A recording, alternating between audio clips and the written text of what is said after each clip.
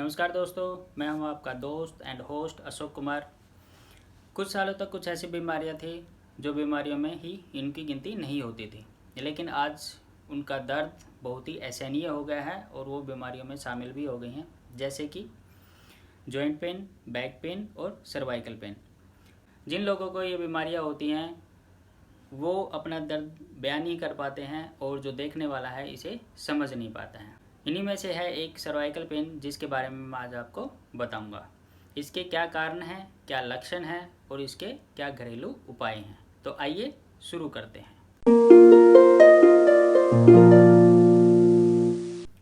यह समस्या हड्डियों से जुड़ी होती है। कंधे और गर्दन में बहुत ही असहनीय दर्द होता है। यह समस्या किसी को भी हो सकती है। अनियमित दिनचर्या के कारण हर तीसरे बंदे को इस समस्या से जूझना पड़ रहा है। घंटों बैठे रहना, झुककर बैठे रहना, गलत मुद्रा में बैठे रहना या गलत मुद्रा में लेटे रहना, यह इस समस्या के कारण हो सकते हैं, जिससे हमें सर्वाइकल पेन हो सकता है। तो आइए जानते हैं सर्वाइकल पेन के लक्षणों के बारे में। गलत पोजीशन में सोने से सर्वाइकल पेन हो सकता है। ज़्यादा भार उठाने से भी हमें सर्वाइकल पेन हो सकता है। गर्दन को बहुत देर तक झुकाए रखने से भी ऐसा हो सकता है। बहुत देर तक एक ही पोजीशन में रहने से भी हमें सर्वाइकल पेन की समस्या हो सकती है। हमें ऊंचे और बड़े तकिए लगाने की आदत होती है, जिससे भी इसकी समस्या पैदा हो सकती है। भारी वजन के हेलमेट पहन के हम राइड करते हैं, उससे भी इस समस्या का सामना हो सकता है। गलत उठने, बैठने, सोने आदि से भी हम इस बीमारी से ग्रसित हो सकते हैं। तो आइए जानते हैं सर्वाइकल पेन के लक्षण क्या हैं। सिर में दर्द होना या सिर का दर्द। जब हम अपनी गर्दन को हिलाते हैं और उससे आवाज़ें आनी शुरू होती हैं तो हो सकता है कि वो उसका कारण। हाथ, बाजू की उंगलियां सुन्न पड़ जाना या उनमें ताकत का न होना भी इसका एक लक्षण हो सकता है। लोगों के हाथ और पैर सुन्न हो जाना, चलने में तकलीफ होना या चक्कर खा के गिर जाना इत्यादि भी इसका लक्षण हो सकता है। तो आइए जानते हैं इसके घरेलू उपायों के बारे में कि हमें क्या क्या इसके उपाय करने चाहिए। पहले है सही ढंग से सोना। हम ज़्यादातर क्या करते हैं कि जो गद्दे होते हैं हमारे, वो हम नरम ही प्रयोग करते हैं, लेकिन हमें नरम की जगह सख्त गद्दों का प्रयोग करना है। और जो तकिए लगाते हैं वो कम से कम 15 डिग्री तक ही होने चाहिए। 15 डिग्री से ऊपर वाले तकियों का प्रयोग न करें। इसके बाद है गर्म और ठंडा सेक, यानी कि सेक इन द सेंस पीने वाला सेक नहीं।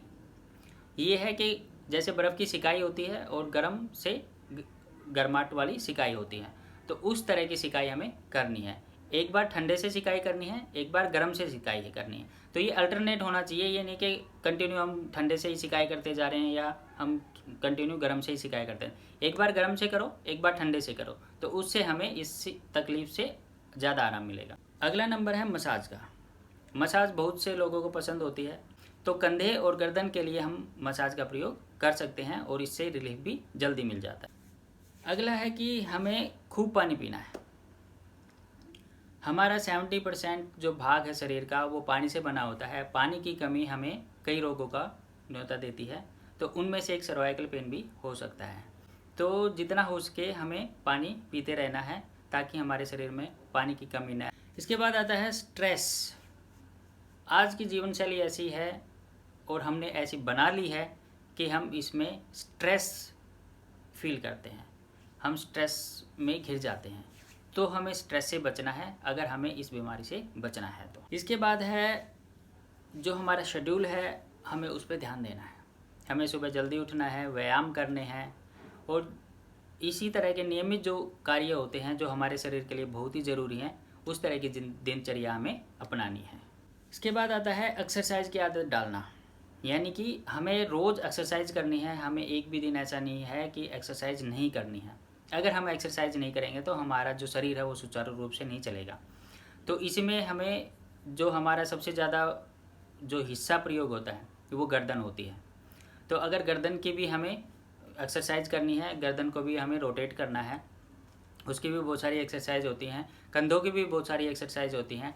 इन एक्सरसाइजों को करने से हमें इस पेन से निजात मिल सकता है। दोस्तों, हमने जाना कि इसके कारण क्या हैं, लक्षण क्या हैं, इसके उपाय क्या हैं, लेकिन इसके साथ साथ हमें कुछ ज़रूरी आदतें भी अपनानी हैं।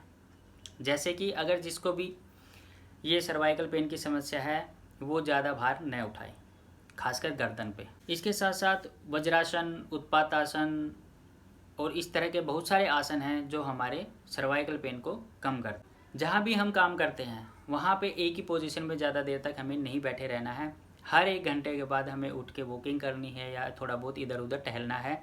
हमें गर्दन को रोटेट करते रहना है, हमें गर्दन की एक्सरसाइज करते रहना है।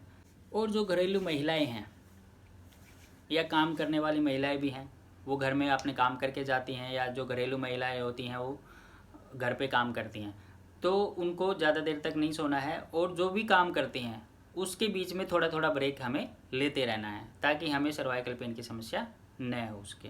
तो आज मैंने आपको सर्वाइकल पेन के लक्षण, कारण और उसके घरेलू उपायों के बारे में बताया। ये ध्यान रहे कि ये घरेलू उपाय शुरुआती तकलीफ़ के लिए हैं। अगर तकलीफ़ बढ़ जाती है तो आप तुरंत ही डॉक्टर से कंसल्ट करें। और जाते जाते मैं यही कहूँगा, जो भी इस वीडियो को देख रहा है वो मेरे चैनल को सब्सक्राइब करे, लाइक करे, शेयर करे। धन्यवाद।